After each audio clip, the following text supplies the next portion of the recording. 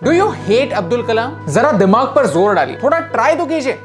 नहीं, ऑब्वियसली नहीं। इनफैक्ट हमारे देश में ऐसे गिने चुने ही लीडर्स होंगे जिन्हें हेट करना मुश्किल ही नहीं नामुमकिन है। Bharat Ratna doctor APJ Abdul Kalam, the missile man of India, Bharat के फेवरेट प्रेसिडेंट। आज 15 अक्टूबर उनका birthday. And in the next 3 minutes हम आपको उनके कुछ सक्सेसेस एंड फेलियर्स के बारे में बताने वाले हैं, जिनकी वजह से आपको ये प्रूव हो जाएगा कि उन्हें हेट करना प्रैक्टिकली इम्पॉसिबल है। तो अगर आप भी हमारी तरह इस रॉकस्टार के फैन हैं तो इस वीडियो को शेयर कीजिए। भारत के असली हीरोज की स्टोरी आप तक पहुंचाना हमारा मिशन है। हमें सपोर्ट करने के लिए हमारे YouTube चैनल को सब्सक्राइब कीजिए और इस बेल आइकन को प्रेस कीजिए। Did you no Kalam sir के लाइफ की शुरुआत फेलियर्स से हुई। उनके फादर एक बोटमैन थे, गरीब थे, लेकिन कलाम सर तो उड़ना चाहते थे। He wanted to be a fighter pilot. Yes, ये सीधा साधा दिखने वाला इंसान अंदर से फाइटर था और एक एयरफोर्स पायलट बनना चाहता था। लेकिन जब उन्होंने एग्जाम दी तो सिर्फ 8 लोग क्वालिफाई हो सकते थे और कलाम आए 9th। लेकिन ये फेलियर भारत की सक्सेस के लिए इंपॉर्टेंट था, क्योंकि अगर वो फेल नहीं होते तो इसरो कैसे ज्वाइन करते। भारत की पहली सैटेलाइट लॉन्च व्हीकल के कलाम सर डायरेक्टर थे। भारत को अग्नि और पृथ्वी जैसे मिसाइल्स उनकी ही वजह से मिले।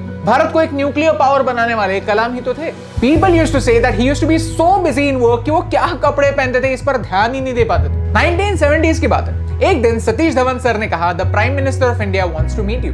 तब इंदिरा गांधी प्राइम मिनिस्टर थी। Kalam sir said, prime minister से मिलने ऐसे ही कैसे आऊं? I mean look at me, I am not even dressed. Dhawan sir ने जवाब दिया, तुम्हारी सक्सेस तुम्हारे कपड़े। एंड दैट्स ट्रू, क्योंकि उनका काम ही कुछ ऐसा है कि उन्हें किसी भी अवतार में हेट करना इम्पॉसिबल है। कलाम सर 2002 में भारत के 11th प्रेसिडेंट बने, और वो भी कैसे?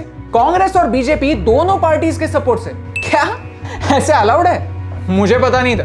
यस, शशि थरूर और एल के अडवाणी दोनों पार्टीज के लोग उन्हें एक कंप्लीट इंडियन मानते हैं। Did you know as a president उन्होंने कभी भी सैलरी नहीं ली। वो सारे पैसे उन्होंने डोनेट कर दिए भारत के विलेजेस को, ताकि वो डेवलप हो पाए। कलाम सर एक मुस्लिम थे, एक प्राउड मुस्लिम थे जो अपने रिलीजन की रिस्पेक्ट करते थे और उसी के साथ साथ संस्कृत भी सीखते थे, भगवत गीता भी पढ़ते थे, वीणा भी बजाते थे, क्योंकि वो एक अजीब सी आइडिया में विश्वास रखते थे, सिंक्रेटिज्म। हमारे देश के अलग अलग लैंग्वेज, कल्चर, रिलीजन, अलग अलग रंगों की तरह जो साथ में आकर हमारे भारत की शान बढ़ाते हैं। इंडिया को इन सिंक करने की आइडिया रखने वाले लीडर को हेट करना इम्पॉसिबल। कलाम सर ने कभी शादी नहीं की, ना कि उनके खुद के बच्चे थे, लेकिन उन्होंने पूरे भारत के यूथ को अडॉप्ट किया था। कॉलेजेस में जाना, स्टूडेंट से इंटरेक्ट करना उनका पैशन था। उन्हें एक बार पूछा कि आपको फ्यूचर में भारत कैसे याद रखे तो आपको अच्छा लगेगा, एज अ प्रेसिडेंट, साइंटिस्ट और a teacher.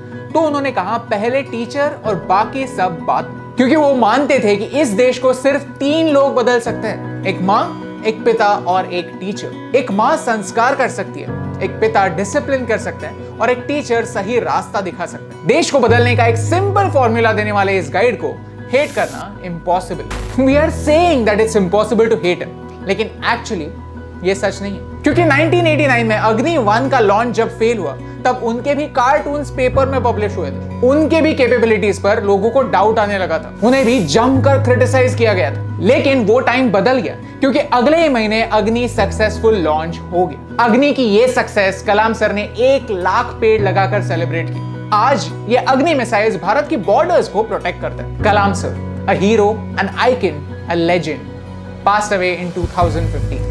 He was giving a speech to college students in Shillong. He was 83. He passed away doing what he loved. गरीबी से स्टार्ट करके, कितने ही फेलियर से झगड़ के, सिस्टम में रहकर सिस्टम को बदलने के सपने देखने वाला अगर कोई इंसान आखिरी दम तक इतना पॉजिटिव रह सकता है, then it's impossible to hate Mr. Kalam.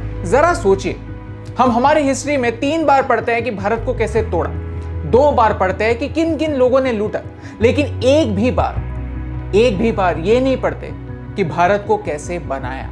Kalam sir जैसे लोग ही थे जिन्होंने भारत को एक नई identity the. Help us spread this knowledge, share this video. आज उनके बर्थडे पर 1 मिनट के लिए पॉज करते हैं और सोचते हैं कि क्या हम उनके इनिशियल फेलियर्स और इवेंचुअल सक्सेस से कुछ सीख सकते हैं? क्या हम उनके रिलीजियस व्यूज से सिंक्रोनाइज हो सकते हैं? अगर वो अपने काम से नाम कमा सकते हैं, पेटी पॉलिटिक्स से ऊपर रह सकते हैं, तो क्या हम भी ऊपर उठने की कोशिश कर सकते हैं? आज कलाम सर इस दुनिया में नहीं है, लेकिन अगर हम उनसे कुछ सीख पाए, then it's possible to keep him alive. Then it's possible to dream of a new India. And maybe, just maybe, it's possible to prove it that yes, we love Kalam.